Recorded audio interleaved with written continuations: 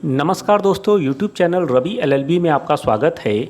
आज के वीडियो में हम इंटेलेक्चुअल प्रॉपर्टी राइट के महत्वपूर्ण टॉपिक पेटेंट के विषय में जानकारी देने वाले हैं और ये वीडियो बहुत ही महत्वपूर्ण है LLB, LLM, UPSC, PCSJ, net JRF सहित तमाम जुडिशरी के एग्जाम के लिए।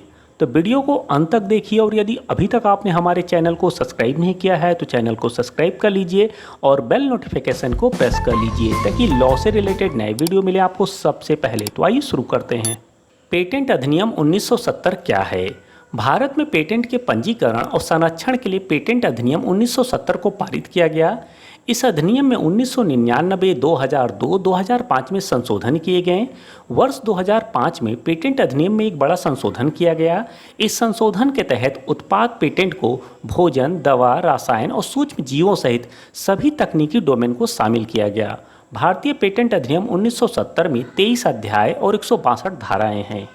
पेटेंट क्या है? नए आविष्कार के लिए आविष्कारकर्ता के एक अधिकार का संरक्षण पेटेंट कहलाता है।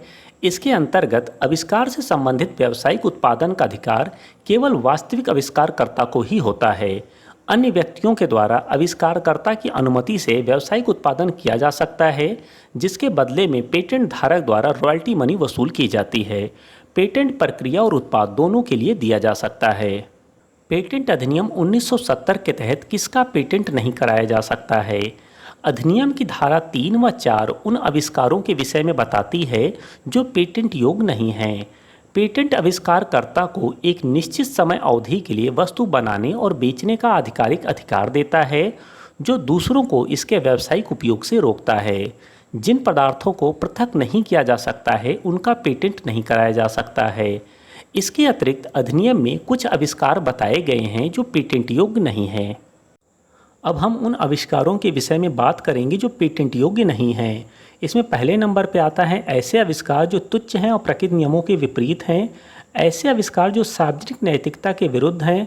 ऐसे आविष्कार जो प्रकृति में पहले से मौजूद किसी चीज़ की खोज मात्र हैं। बागवानी या कृषि पद्धति गैर पेटेंट योग्य है। मानव और पशुओं में रोगों के इलाज के लिए औषधि, रोग निरोधी और चिकित्सा पद्धति गैर पेटेंट योग्य है। जानवरों और पौधों के उत्पादन या प्रसार के लिए आवश्यक जैविक प्रक्रियाएं आविष्कार नहीं हैं, इसीलिए इनका भी पेटेंट नहीं हो सकता है।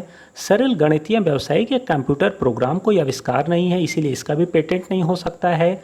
सौंदर्यपरक रचना जैसे साहित्यिक लेख, नाटक, संगीत, ये कोई आविष्कार नहीं है, इसीलिए इसका भी पेटेंट नहीं हो सकता, लेकिन इसका कॉपीराइट कराया जा सकता है। मानसिक कार्य जैसे योजना बनाना या विधि या कोई खेल खेलने की विधि आदि कोई आविष्कार नहीं है, इसीलिए इसका भी पेटेंट नहीं कराया जा सकता है। और अधिनियम की धारा 4 के तहत परमाणु ऊर्जा आविष्कार को गैर पेटेंट योग्य बनाया गया है। सदाबहार पेटेंट क्या है?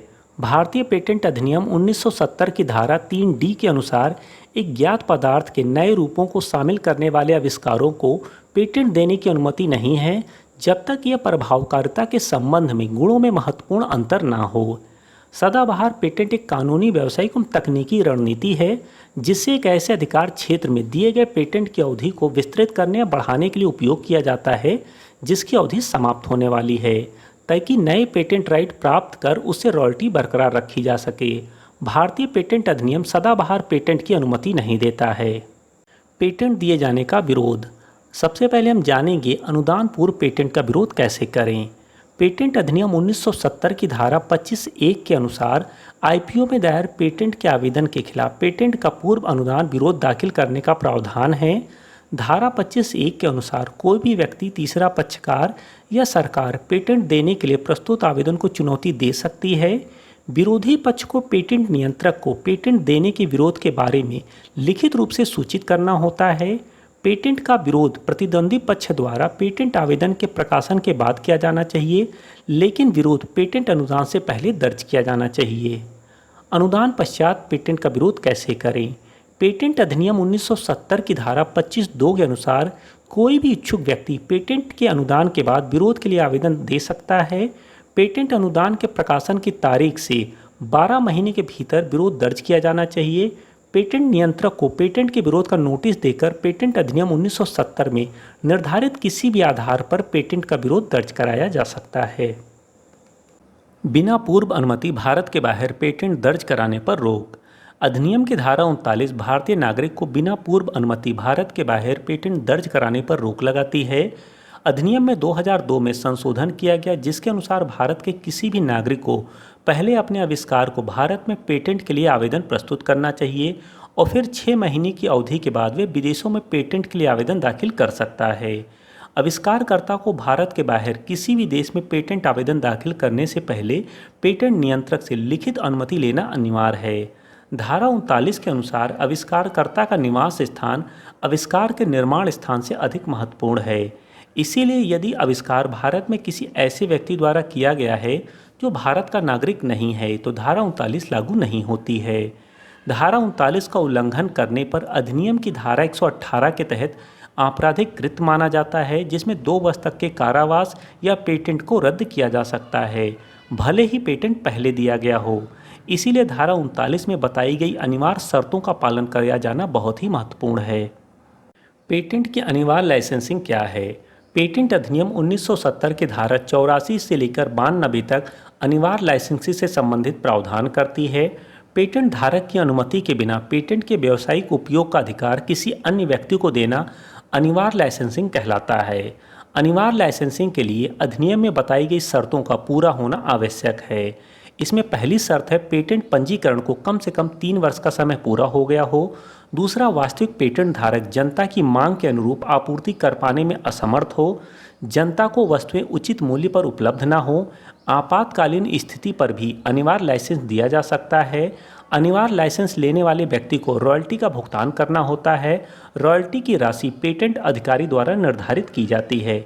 यहाँ पर ध्यान दें, सार्वजनिक हित को ध्यान में रखते हुए भी सरकार पेटेंट स्वामी की सहमति के बिना भी पेटेंट किए गए आविष्कार के उपयोग, निर्माण, आयात या बिक्री के लिए संस्थाओं को अनुमति प्रदान कर सकती है। अब हम बात करेंगे पेटेंट के प्रकार। भारत में पेटेंट को सामान्यतः 3 भागों में विभाजित किया गया है। पहला है उपयोगिता पेटेंट, दूसरा है डिजाइन पेटेंट और तीसरा है प्लांट पेटेंट। सबसे पहले हम बात करेंगे उपयोगिता पेटेंट की। उपयोगिता पेटेंट पेटेंट का एक प्रकार है जो किसी नवीनता या उपयोगिता के लिए एक आविष्कार, उपकरण या प्रक्रिया को संरक्षित करता है। यह पेटेंट विज्ञान, तकनीक या उद्योग में नए और उपयोगी आविष्कारों को संरक्षित करने का अधिकार प्रदान करता है। उपयोगिता पेटेंट आमतौर पर यांत्रिक उपकरण, केमिकल तकनीक, इलेक्ट्रॉनिक्स, खाद्य पदार्थ, इलेक्ट्रिकल उपकरण, जेनेटिक्स, औषधि और जीव विज्ञान से संबंधित आविष्कारों के लिए प्रदान किया जाता है। उपयोगिता पेटेंट का उद्देश्य नवीनता और उपयोगिता की दृष्टि से महत्वपूर्ण आविष्कारों को संरक्षित करना है जो औद्योगिक या व्यापारिक मायने रखते हैं। इसे प्राप्त करने से आपको अपने आविष्कार को किसी अन्य व्यक्ति या संगठन द्वारा अनाधिकृत उपयोग से बचाने और अपने आविष्कार से आर्थिक लाभ उठाने का अधिकार मिलता है। डिजाइन पेटेंट क्या है? डिजाइन पेटेंट एक विशेष प्रकार का पेटेंट है जिसका उपयोग उत्पाद के डिजाइन और आकार की सुरक्षा के लिए लिया जाता है। कोई भी कंपनी वास्तविक मॉडल बनाने से पहले डिजाइन पेटेंट लेती है ताकि उसके डिजाइन को पूर्व सुरक्षा मिल सके और कोई अन्य व्यक्ति या कंपनी इसकी नकल न कर सके। प्लांट पेटेंट क्या है? प्लांट पेटेंट किसी भी नई किस्म के पौधों के लिए दिया जाता है जो एक आविष्कारक द्वारा औद्योगिक रूप से पेश किया गया हो। नए पौधों को पेटेंट केवल तभी दिया जा सकता है जब आविष्कारक द्वारा पेटेंट कार्यालय को संतुष्ट किया जाता है कि नया पौधा प्रकृति में अप्रभावित रूप से मौजूद नहीं था। भारत में पेटेंट कितने वर्षों के लिए दिया जाता है? पेटेंट अधिनियम 1970 की धारा 53 के अनुसार भारत में पेटेंट की अवधि पेटेंट आवेदन दाखिल करने की तारीख से 20 वर्ष होती है, किंतु ये अधिकार 20 वर्षों तक तभी जारी रहता है जब पेटेंट धारक द्वारा पेटेंट का नवीनीकरण हेतु तय समय में निर्धारित प्रक्रिया का पालन करते हुए आवेदन प्रस्तुत किया जाता है।